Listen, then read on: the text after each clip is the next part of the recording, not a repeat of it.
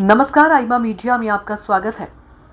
प्रधानमंत्री नरेंद्र मोदी ने शुक्रवार को वाराणसी में 39 करोड़ रुपए की 44 विकास परियोजनाओं का लोकार्पण और शिलान्यास किया। उन्होंने कहा कि बीते 10 वर्षों में बनारस के विकास ने एक नई गति पकड़ी है। काशी ने आधुनिक समय को साधा है, विरासत को संजोया है और भविष्य को उज्जवल बनाने की दिशा में मजबूत कदम रखे हैं। आज काशी सिर्फ पुरातन नहीं, प्रगतिशील भी है। पीएम मोदी ने कहा, आज सामाजिक चेतना के प्रतीक महात्मा ज्योतिबा फुले की जयंती भी है। महात्मा ज्योतिबा फुले और सावित्रीबाई फुले जी ने जीवन भर नारी शक्ति के हित, उनके आत्मविश्वास और समाज कल्याण के लिए काम किया। आज हम उनके विचारों को, उनके संकल्पों को, नारी सशक्तिकरण के उनके आंदोलन को आगे बढ़ा रहे हैं, नई ऊर्जा दे रहे हैं। कुछ लोग सत्ता हथियाने में लगे रहते हैं। उनका सिद्धांत परिवार का साथ, परिवार का विकास है।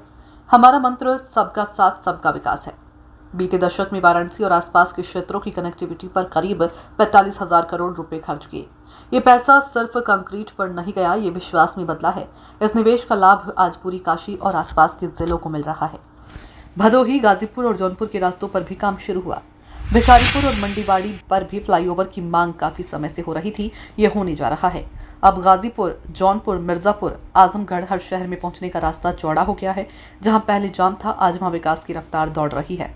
काशी के इंफ्रा पर हो रहे इस निवेश को आज भी स्टार्क दिया गया है। हजारों करोड़ के प्रोजेक्ट का आज शिलान्यास किया गया। हमारा जो लाल बहादुर शास्त्री एयरपोर्ट है, उसके विस्तारीकरण का काम तेजी से चल रहा है। एयरपोर्ट बड़ा हो रहा है तो उसको जोड़ने वाली सुविधाओं का भी विस्तार जरूरी था। अब एयरपोर्ट के पास 6 लेन की अंडरग्राउंड टनल बनने जा रही है। अब तो काशी में सिटी रोपवे का ट्रायल भी शुरू हो गया।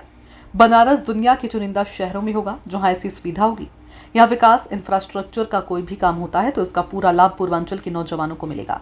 सारनाथ जाने के लिए शहर के अंदर जाने की जरूरत नहीं होगी। अगले कुछ महीनों में जब ये सारे काम पूरे हो जाएंगे तो वाराणसी में आवाजाही और सुलभ होगी, रफ्तार भी बढ़ेगी और कारोबार भी बढ़ेगा। कमाई दवाई के लिए आने वालों को भी बहुत सुविधा होगी। काशी के युवाओं को स्पोर्ट्स में आगे बढ़ने के लिए लगातार मौके मिले। अब तो 2036 में ओलंपिक भारत में हो, इसके लिए हम लगे हुए हैं, लेकिन मेडल पाने के लिए आपको अभी से लगना होगा। नया स्पोर्ट्स कॉम्प्लेक्स खुल गया है। वाराणसी के सैकड़ों खिलाड़ी प्रशिक्षण ले रहे हैं।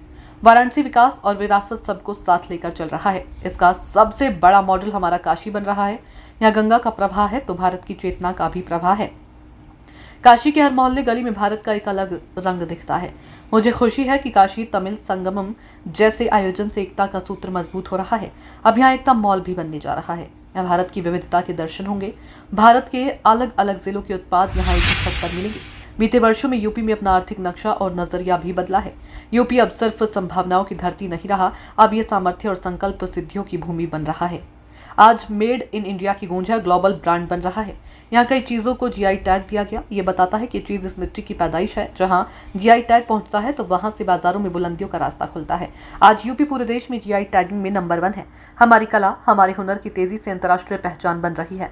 अब तक वाराणसी का तबला, शहनाई, ठंडई, लालपेड़ा, तिरंगा, बफी, हर चीज को पहचान का नया पासपोर्ट जीआई टैग मिला है।